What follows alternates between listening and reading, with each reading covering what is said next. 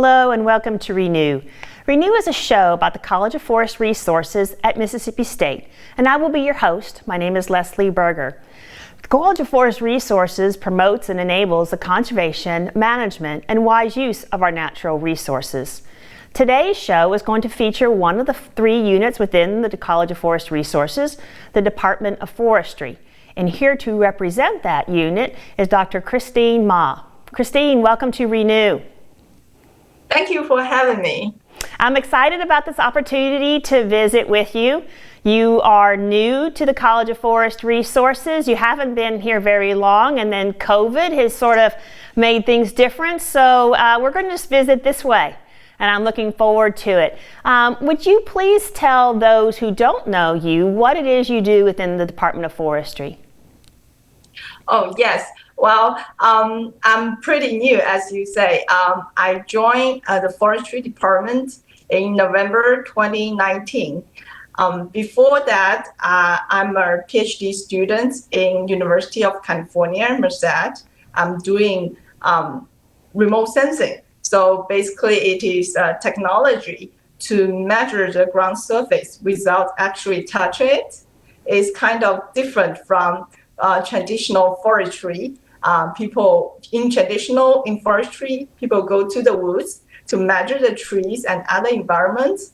But what I do usually is sit in front of computer, like what I'm doing now, and using the all kind of data, including satellite imageries, including drone photos, including aerial images to monitor the landscape, the forest. And from there, I will measure what tree grows, how they grow, what they look like, how big they are, using computers, using algorithms to kind of map and monitor and also modeling the forest ecosystems. Basically that's what I do. That is really amazing. It is just hard to comprehend that you can use information, photographs and data that are collected from satellites and airplanes and be able to tell what's actually going on the ground. Yes. So how is that used? What kind of questions can you answer using those kind of data? So basically what we can answer, what I say is like we also need the ground truth. There are zooculturists, ecologists who do the measurements at the forest stand, at the plot level, and we use those information as ground truths to validate what we observe from the imageries or other kind of remote sensing data source. We kind of cross-validate each other, and then from there, we can build the model. For example, we can map the tree height, the biomass, the carbon they save in sequestrate in the forest. And we can also do a long-term monitoring of the forest. For example, how they respond to the drought, how forests survived, or some died in different kind of disturbance, like wildfire, like insect attacks, like hurricanes. So over time, how the forest species change, how the forest structure change, how their function change over time. And use those kind of long-term, large-scale data, we can kind of modeling the forest ecosystem response to different kind of changes, climate change, natural disturbance, and also including how we manage the forest will influence the whole ecosystem in terms of their species, their timber productions, and their functions to mitigate the climate change. Right. That's all kind of questions that we can answer. Right, and so you can ask these more complex questions and actually use more complete data by doing it this way than trying to send hundreds of people into the woods to be able to collect the data that you might need to be able to answer that questions. But I think your point about being able to ground truth it to make sure that the data that you're using, that you're interpreting, are correct. So if you are in your lab and at the computer and you say, well, I think these trees are this tall, it's important to be able to say, are they really that tall?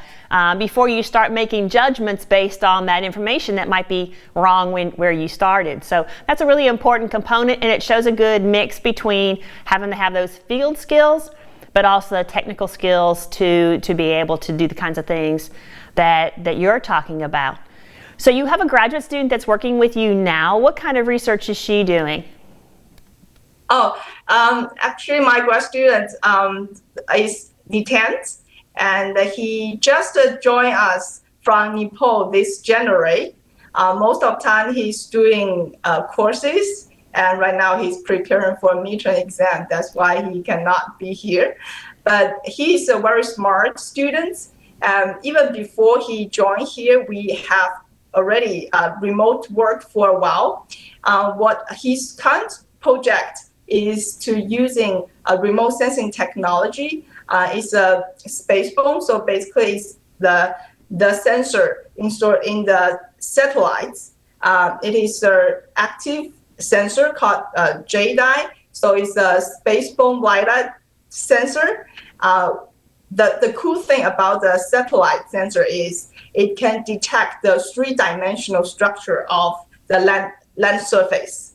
For example, if there's a forest on the ground, they can actually detect the height, the surface of the crown, and monitor the tree size and the structure. So basically, we are developing new algorithms to use that kind of spaceborne sensors to monitor the forest changes, the reforestation in lower Mississippi Alluvial Valley, to see how the land surface vegetation change from agriculture to forest, or from forest clear cutting and reforest, how the vegetation change in our region.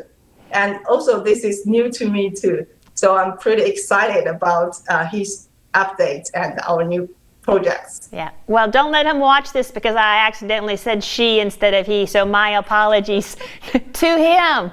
My apologies.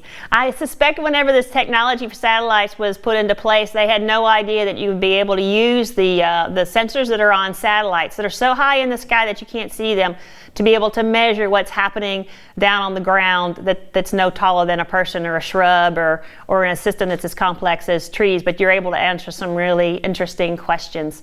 How do you use this research to then inform how you teach students in your classes that you teach? Oh, yeah. So right now I'm teaching both undergraduate and graduate courses.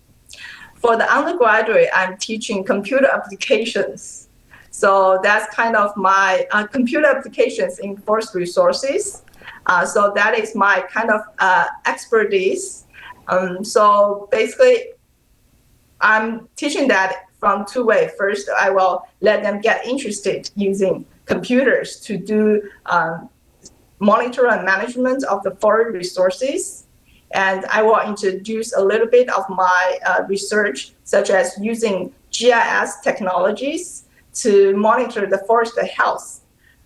Usually I will start from the very beginning design of GIS, how it was designed for the public health to study, such as the COVID, how to study the spread of diseases. And also we will use the same idea to let them know we can also use the same technology to study the spread of insects, how insects will impact the forest, and how we can manage the forest land to maximize the benefit of forest.